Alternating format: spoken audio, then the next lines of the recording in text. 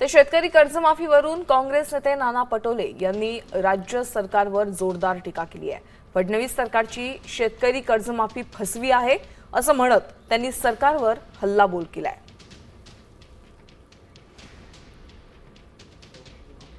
2016 मध्ये फडणवीसांनी या पद्धतीची कर्जमाफी घोषणा केलेली होती। ती सरकार गेली तरी त्यांचं कर्जमाफी संपलेली नाही। शेतकऱ्यांकडून जबरदस्ती एवढे पैसे तुम्ही भरा आणि नंतर तुमचं कर्जमाफी होईल अशा पद्धतीचं त्या ठिकाणी सांगण्यात येतंय आणि शेतकऱ्यांच्या खिशातले पैसे काढले जातात आणि बँकेचं कर्ज माफ होताना पाहिलेलं नाही। अशीच फसवी ही कर्जमाफी यावेळेस आपल्याला पाहता आहे। 7-12 कोरा करा अन्यथा उलटे टांगू। पंढरपूर येथे शेतकरी नेते रोहित पवार यांनी सरकारला इशारा दिला की शेतकऱ्यांच्या 7-12 वरील कर्ज संपूर्ण कर्जमाफी तातडीने हटवा अन्यथा राज्यभर तीव्र आंदोलन करण्यात येईल। खतांच्या वाढलेल्या किमती, शेतकऱ्यांची आर्थिक अडचण आणि कर्जमाफीच्या मागणीवरून हे आंदोलन सुरू होते। मंत्री गिरीश महाजन यांच्या मध्यस्थीनंतर आंदोलन तात्पुरते मागे घेण्यात आले असले तरी सरकारने लवकर निर्णय न घेतल्यास पुन्हा आक्रमक आंदोलन करण्याचा इशारा देण्यात आला आहे। मराठवाडा, विदर्भात 3 दिवस उष्णतेचा अलर्ट, मान्सूनसाठी 20 जूनपर्यंत अनुकूल स्थिती नाही। हवामान विभागाच्या अंदाजानुसार मराठवाडा आणि विदर्भात पुढील 3 दिवस उष्णतेची लाट राहण्याची शक्यता आहे। त्यामुळे अनेक भागांत उकाडा आणि दमट वातावरण कायम राहील। तसेच 20 जूनपर्यंत मान्सूनच्या पुढील वाटचालीसाठी अनुकूल हवामान तयार होण्याची शक्यता कमी असल्याने पावसात विलंब होऊ शकतो। यामुळे शेतकरी आणि नागरिकांनी उष्णतेपासून काळजी घेण्याचे आवाहन करण्यात आले आहे। अन्नधान्य उत्पादन विक्रमी, पुरवठ्याची मात्र कासवगती। यंदा अन्नधान्याचे उत्पादन विक्रमी झाले असले तरी जागतिक परिस्थितीमुळे त्याचा पुरवठा मंदावला आहे। विशेषतः होर्मुझ समुद्रधुनीतील तणावामुळे समुद्री वाहतुकीचा खर्च वाढला असून आयात निर्यातीवर परिणाम होत आहे। त्यामुळे धान्याचा पुरवठा अपेक्षित वेगाने होत नसून वाहतूक महागल्याने भविष्यात अन्नधान्याच्या किमतींवरही दबाव येण्याची शक्यता व्यक्त केली जात आहे। मान्सूनने दांडी मारल्यामुळे आधीच उष्णतेच्या लाटेत भाजून निघालेल्या महाराष्ट्रात दुष्काळाचे सावट निर्माण झाले।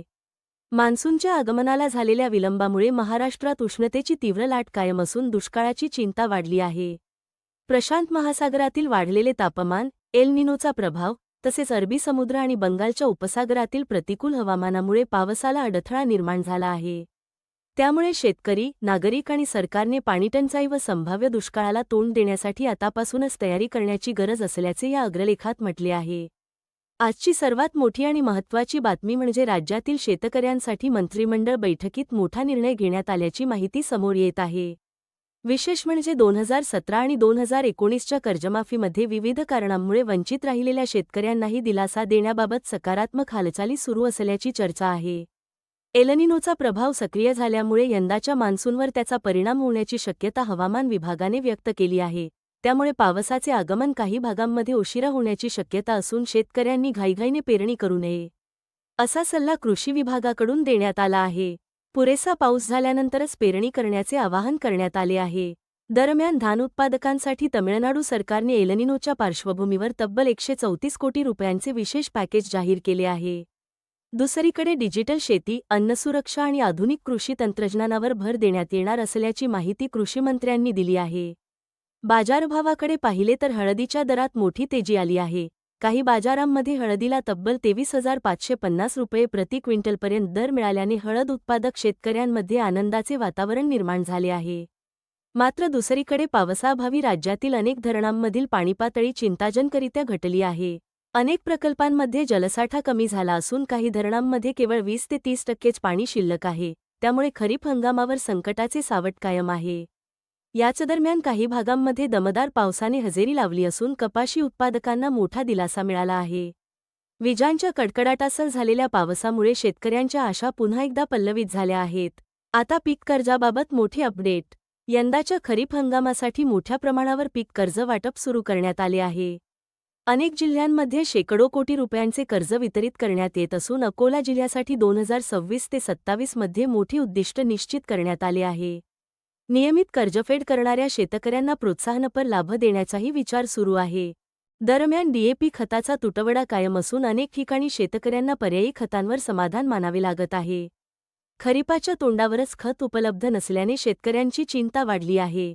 युरियासाठी देखील अनेक भागांमध्ये धावपळ सुरू असल्याचे चित्र आहे. नियमित कर्जफेड करणाऱ्या शेतकऱ्यांसाठी आणखी एक आनंदाची बातमी म्हणजे 50,000 रुपयांच्या प्रोत्साहनपर अनुदानाबाबत हालचाली सुरू आहेत. मात्र यासाठी काही अटी लागू असल्याने अनेक शेतकरी संभ्रमात आहेत. राज्यातील एप्रिल महिन्यातील पीक नुकसानीसाठी शेकडो शेतकऱ्यांना मदत मंजूर करण्यात आली असून ही रक्कम थेट डीबीटीद्वारे खात्यात जमा केली जाणार आहे. बाजारभावाबाबत बोलायचे झाल्यास सोयाबीनच्या दरात पुन्हा सुधारणा दिसून येत आहे. आवक कमी झाल्यामुळे काही बाजार समित्यांमध्ये दरात प्रति क्विंटल 50 ते 200 रुपयांची वाढ झाली आहे. त्यामुळे सोयाबीन उत्पादकांना काहीसा दिलासा मिळाला आहे. पीएम कुसुम योजनेअंतर्गत सौर कृषी पंपाच्या तक्रारींचे निवारण करण्यासाठी विशेष उपक्रम राबवला जात आहे. लाभार्थ्यांनी आवश्यक कागदपत्रांसह संपर्क साधण्याचे आवाहन करण्यात आले आहे. पीएम किसान योजनेच्या लाभार्थ्यांसाठी अत्यंत महत्त्वाची सूचना म्हणजे 30 जूनपूर्वी ई-केवायसी पूर्ण न केल्यास पुढील हप्ता अडकू शकतो. त्यामुळे सर्व पात्र शेतकऱ्यांनी तातडीने ई-केवायसी प्रक्रिया पूर्ण करावी. दरम्यान अनेक जिल्ह्यांमध्ये पावसाअभावी पेरण्या रखडल्या आहेत. शेतकरी मशागतीची कामे पूर्ण करून आभाळाकडे डोळे लावून बसले आहेत. काही भागांमध्ये टोमॅटो, मिरची, केळी आणि कपाशीच्या पिकांवर उष्णतेचा मोठा परिणाम झाला आहे. हिंगोली, परभणी आणि इतर काही जिल्ह्यांमध्ये वादळी वाऱ्यासह पाऊस झाला असला तरी अनेक ठिकाणी वीजपुरवठा खंडित झाला असून केळीच्या बागांचे मोठे नुकसान झाल्याचे समोर आले आहे. पाणीटंचाईची स्थितीही गंभीर बनत चालली आहे. अनेक गावांमध्ये टँकरद्वारे पाणीपुरवठा सुरू असून विहिरी आणि बोरवेल कोरड्या पडू लागल्या आहेत. पाऊस आणखी लांबल्यास परिस्थिती अधिक गंभीर होण्याची शक्यता आहे. खतांच्या किमती वाढल्याने शेतकऱ्यांचे उत्पादन खर्च वाढले आहेत. काही ठिकाणी 50 किलोच्या खताच्या गोणीमागे शेकडो रुपयांची वाढ झाल्याने शेतकरी आर्थिक अडचणीत सापडले आहेत. काही भागांमध्ये प्रतिबंधित बीटी बियाण्यांची विक्री सुरू असल्याच्या तक्रारी समोर आल्या असून प्रशासनाने यावर कठोर कारवाई करण्याची मागणी होत आहे. कर्जमाफीबाबत बोलायचे झाले तर अनेक शेतकरी जादा रक्कम भरण्याची अट रद्द करण्याची मागणी करत आहेत. 2017 आणि 2019 मध्ये वंचित राहिलेल्या शेतकऱ्यांनाही न्याय मिळावा अशी मागणी सातत्याने होत आहे. दरम्यान विविध ठिकाणी शेतकऱ्यांनी कर्जमाफी, पीक विमा आणि इतर प्रश्नांवर आंदोलन छेडले असून शासनाने तातडीने निर्णय घ्यावा अशी मागणी करण्यात येत आहे. महिला शेतकऱ्यांना स्वतंत्र ओळख देण्यासाठी विधेयक पावसाळी अधिवेशनात सादर होण्याची शक्यता आहे. यामुळे महिला शेतकऱ्यांना विविध योजनांचा थेट लाभ मिळण्याचा मार्ग मोकळा होऊ शकतो. महाडीबीटी पोर्टलवरून तूर, मूग आणि इतर पिकांच्या बियाण्यांसाठी अनुदान अर्ज सुरू असून पात्र शेतकऱ्यांनी वेळेत अर्ज करावा असे आवाहन करण्यात आले आहे.